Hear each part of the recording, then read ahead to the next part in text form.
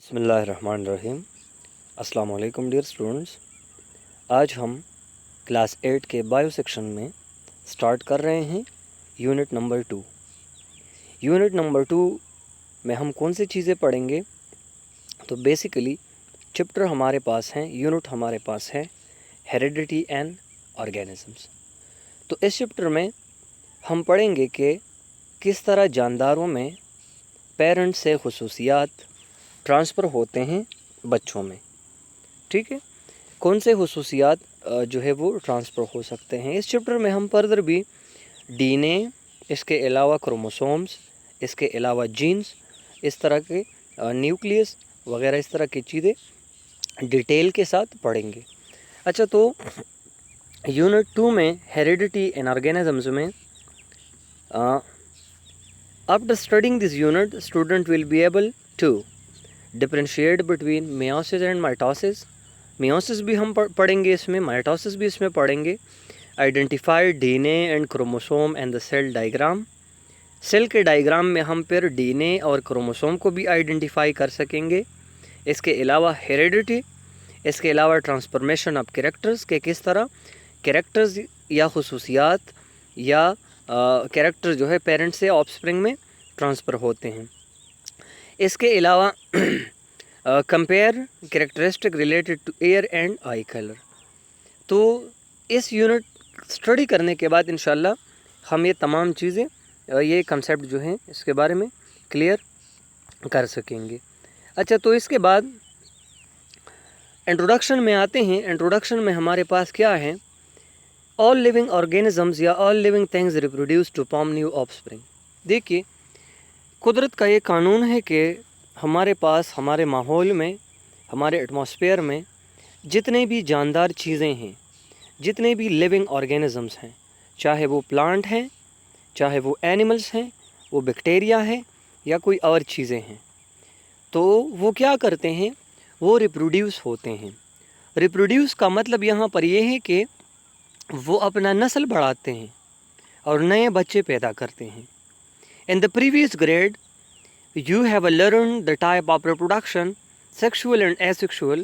In this unit, you will learn about how the process of growth takes place.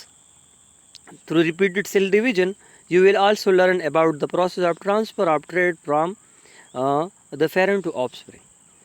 तो देखिए, previous grade में आप लोगों ने ऑलरेडी पढ़ा है कि सेक्सुअल रिप्रोडक्शन क्या है और एसेक्सुअल रिप्रोडक्शन क्या है। दोबारा मैं यहाँ पर शॉर्टली रिपीट करता हूँ। सेक्सुअल रिप्रोडक्शन वो रिप्रोडक्शन होता है जिसमें दो ऑर्गेनिज्म इन्वॉल्व होते हैं, जिसमें मेल और फीमेल इन्वॉल्व होते हैं। ठीक है। और एसेक्सुअल रिप्रोडक्शन हमारे पास वो टाइप है जिसमें सिर्फ सिंगल पेरेंट इन्वॉल्व हो। ठीक है, तो ऑलरेडी आपने प्रीवियस क्लासेस में पढ़े हैं। अब आते हैं नेक्स्ट स्लाइड में। तो सबसे पहले हम यहाँ से डिटेल स्टार्ट लेते हैं सेल डिवीजन का। सेल डिवीजन क्या है?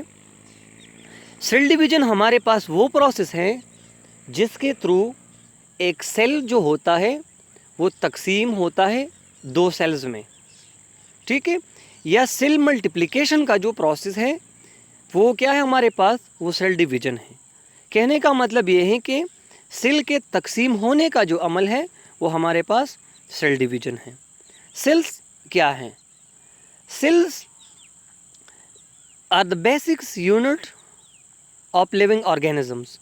सेल्स जो होते हैं ये लिविंग ऑर्गेनिजम्स का बेसिक फंक्शनल और स्ट्रक्चरल यूनिट है। कहने का मतलब ये है कि जितने भी आपको जानदार नज़र आते हैं ये तमाम छोटे छोटे माइक्रोस्कोपिक सेल इकट्ठा होकर ये तमाम जिस्म बनाते हैं। इसमें तमाम फंक्शन वो परफॉर्म करते हैं। ठीक है, अगर आपने ऑब्ज़र्व किया है ये बात, तो जब बच्चे पैदा होते हैं ओके तो वो छोटे होते हैं, फिर वक्त के साथ साथ उनका जिस्म बढ़ जाता है, उसमें ग्रोथ होता है, डेवलपमेंट होता है।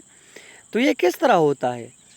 तो ये इसी उसूल पर होता है कि उसके बॉडी में जो सेल्स होते हैं वो सेल्स तकसीम होते हैं और वो नए सेल्स बनाते हैं, फिर वो नए सेल तकसीम होते हैं, वो और नए सेल्स बनाते हैं, और इसी तरीके से एग्रीगेशन ऑफ सेल या मास ऑफ सेल बन जाता है।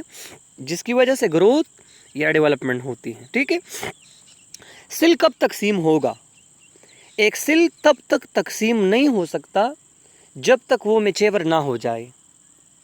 ठीक है, मेरा मतलब ये है कि सेल तब तकसीम होती हैं जब वो साइज़ में और तमाम ऑर्गेनेलिस के लिहाज से, तमाम स्ट्रक्चर के लिहाज से वो मैच्योर हो जाता है, उसके बाद वो तकसीम हो जाती है। ठीक है, अगर मैच्योरेशन के पहले वो तकसीम हो जाए तो फिर हमारे पास वो नॉर्मल सेल नहीं होंगे। ठीक है, तो सेल मल्टीप्लाई होने से पहले क्या करता है, वो साइज़ में ग्रो करता है, उसके बाद उसकी डिवीज़न होगी। सेल डिवीज़न हमारे पास, हमने ऑलरेडी एक्सप्लेन किया कि वो प्रोसेस जिसके ज़रिए जो पेरेंट सेल होती है, पेरेंट सेल का यहाँ मतलब ये है कि जो सेल तकसीम होता है वो सेल पेरेंट सेल कहलाते हैं, और जो इससे नए सेल्स बन जाते हैं वो डॉटर सेल्स कहलाते हैं। ठीक है, तो हमारे पास सेल के तकसीम होने का जो अमल है, तो सेल तकसीम होने का जो अमल है वो दो तरीक़ों से एक सेल तकसीम होती है। दो तरीक़ों पर एक सेल तकसीम होगा। एक तरीका हमारे पास, या एक जो प्रोसेस है वो हम कहलाते हैं माइटोसिस, और दूसरा जो प्रोसेस है वो हम कहलाते हैं मियोसिस। माइटोसिस जो ऊपर वाला है। तो सबसे पहले स्लाइड को एक्सप्लेन करने से पहले आप जहन में ये बात रखिए, बॉडी में दो किस्म के सेल्स होते हैं। ठीक है, इस डिवीज़न के लिहाज से, तकसीम होने के लिहाज से हमारे जिस्म में दो किस्म के सेल्स हैं। एक हम कहलाते हैं बॉडी सेल्स, दूसरा हम कहलाते हैं जर्म सेल्स। जर्म सेल्स का दूसरा नाम है सेक्स सेल्स। तो ये जो बॉडी सेल्स होते हैं, ये बॉडी सेल्स हमेशा माइटोसिस पर तकसीम होती हैं, और ये जो जर्म सेल्स होते हैं, जर्म सेल्स हमेशा मियोसिस के प्रोसेस पर वो डिवाइड होते हैं, वो तकसीम होते हैं। तो चलो फर्दर डिटेल में पढ़ते हैं कि माइटोसिस कौन सा प्रोसेस है और मियोसिस कौन सा है। तो सबसे पहले माइटोसिस। माइटोसिस हमारे पास वो सेल डिवीज़न है जिसमें एक पेरेंट सेल तकसीम होगा दो डॉटर सेल्स में। कहने का मतलब ये है कि एक सेल तकसीम होता है दो सेल्स में। अब उस जो दो नए सेल्स बने हैं वो हर लिहाज से अपने पेरेंट्स जैसे होंगे। कहने का मतलब ये है कि अगर हमारे पास ये एक सेल है, इसमें 20 क्रोमोसोम्स हैं, क्रोमोसोम्स फिर कमिंग क्लास में पढ़ते हैं। तो अगर ये 20 सेल्स वाला ये 20 क्रोमोसोम वाला सेल तकसीम होता है, इससे दो सेल्स बनेंगे, एक सेल ये हैं, दूसरा ये हैं। तो इसमें भी नंबर ऑफ क्रोमोसोम 20 होगा, इसमें भी नंबर ऑफ क्रोमोसोम 20 होगा, इसमें कोई कमी वगैरह नहीं होगी।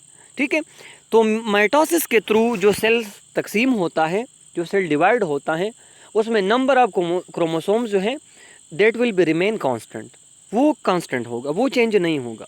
ठीक है, जितने क्रोमोसोम्स जो हैं वो पेरेंट सेल में हैं, उतने ही क्रोमोसोम्स डॉटर सेल में होंगे। वो कम्प्लीटली आइडेंटिकल होगा अपने पेरेंट सेल जैसा। तो जब इस तरह माइटोसिस के प्रोसेस पर जब सेल तकसीम होते हैं, तो इसकी वजह से बॉडी में क्या होता है, इसकी वजह से बॉडी में ग्रोथ होता है और डेवलपमेंट होता है। अच्छा, बात है मियोसिस की तरफ। मियोसिस हमारे पास वो सेल डिवीज़न है, बुनियादी फ़र्क जहन में रखिए कि मियोसिस के थ्रू जब एक सेल तकसीम होता है तो एक सेल से 4 सेल्स बनेंगे। कितने बनेंगे? एक सेल से 4 सेल्स बनेंगे, और माइटोसिस में एक सेल से 2 सेल्स बनेंगे। दूसरा इसमें डिफरेंस क्या है, फर्दर भी डिफरेंस पढ़ते हैं। दूसरा डिफरेंस इसमें यह होगा कि मियोसिस के थ्रू जो सेल्स तकसीम होते हैं उसमें नंबर ऑफ क्रोमोसोम हाफ होता है।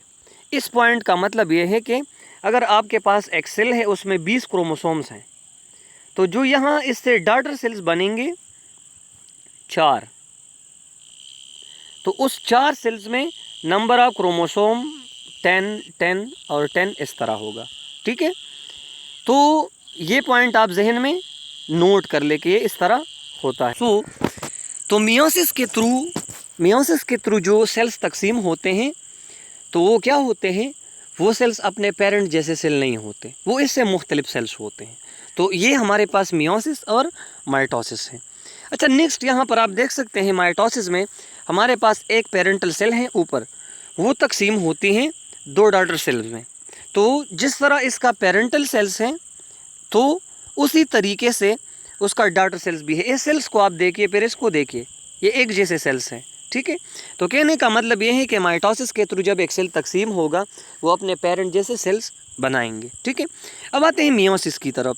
यहाँ पर बुक में, यहाँ पर राइटिंग में गलती हुई है, उन्होंने मिटोसिस लिखा है, ये असल में मियोसिस है, जो मैंने नीचे करेक्ट किए हैं। तो यहाँ पर आप देख सकते हैं कि यहाँ पर हमारे पास एक पेरेंटल सेल है ये, ठीक है। तो इसमें डीएनए रिप्लिकेशन हुई हैं, ये फर्दर डिटेल में पढ़ते हैं। 2 सेल्स हमारे पास यहाँ पर आए हैं, फिर ये 2 सेल्स दोबारा तकसीम होंगे तो रिज़ल्ट में हमारे पास कितने सेल्स आएंगे? रिज़ल्ट में हमारे पास 4 सेल्स प्रोड्यूस होते हैं। यहाँ पर अगर आप, मैंने आपको ऑलरेडी एग्जांपल दिया कि अगर आपके पास यहाँ पर इस सेल्स में अगर आपके पास कितने क्रोमोसोम्स हैं? इस सेल्स में अगर आपके पास 20 क्रोमोसोम्स हैं, ठीक है, तो इस सेल में 10 होगा, इसमें भी 10 होगा, उसका हाफ होगा, इसमें भी 10 होगा और इसमें भी 10 क्रोमोसोम्स होंगे, ठीक है। तो सबसे पहले जब ये सेल डिवाइड होती हैं तो यहाँ पर इस सेल्स में भी 20 आ जाते हैं, फिर ये और तकसीम्स होती है इस तरह। हमारे पास जो फाइनली डॉटर 4 सेल्स होते हैं, इसमें हाफ नंबर ऑफ क्रोमोसोम्स होता है, ठीक है। इसके बाद दोनों में डिफरेंसेस क्या है? तो सबसे पहले माइटोसिस वाला जो डिवीज़न है ये कहाँ पर होता है? ये बॉडी सेल्स में होते हैं। और जो मियोसिस वाला है ये जर्म सेल्स में होते हैं या सेक्स सेल्स में होते हैं। जर्म सेल्स वो सेल्स होते हैं जिससे नए बच्चे पैदा हो सकते हैं, ठीक है। फिर दूसरा डिफरेंस है, माइटोसिस में 2 सेल्स प्रोड्यूस होंगे और मियोसिस में 4 सेल प्रोड्यूस होंगे। तीसरा डिफरेंस ये है कि माइटोसिस में जो डॉटर सेल पैदा हुए हैं उसमें नंबर ऑफ क्रोमोसोम उतना ही होगा जितना इसके पेरेंटल सेल्स में थे, और मियोसिस में नंबर ऑफ क्रोमोसोम हाफ होगा as compare to parental cell. Fourth difference ये है कि ये जो माइटोसिस है इस पे अगर एक सेल तकसीम होती है तो वो जेनेटिकली अपने पेरेंट्स की तरह आइडेंटिकल होगा, और जो मियोसिस पर होती है वो जेनेटिकली आइडेंटिकल अपने पेरेंट सेल्स की तरह नहीं होता, ठीक है। यहाँ पर माइटोसिस में इट इन्वॉल्व सिंगल डिवीजन और it involve double division. Double division का यहाँ पर मतलब ये है कि यहाँ पर आप देख सकते हैं, इस पॉइंट पर आप देख सकते हैं, तो ये यहाँ पर 2 मरतबा सेल्स तकसीम हुए हैं, ठीक है। ये सेल तकसीम हुई है इसमें, तो फिर ये सेल तकसीम हुई है इसमें और इसमें, तो ये डबल डिवीजन है, और इससे पहले ये सिंगल डिवीजन है, ठीक है। तो ये हमारे पास इसके डिफरेंसेस हैं। आपके लिए इसमें होमवर्क ये होगा कि आपको ये जो डिफरेंसेस हैं, write down the 5 differences, write down and memorise the 5 differences between meiosis and mitosis.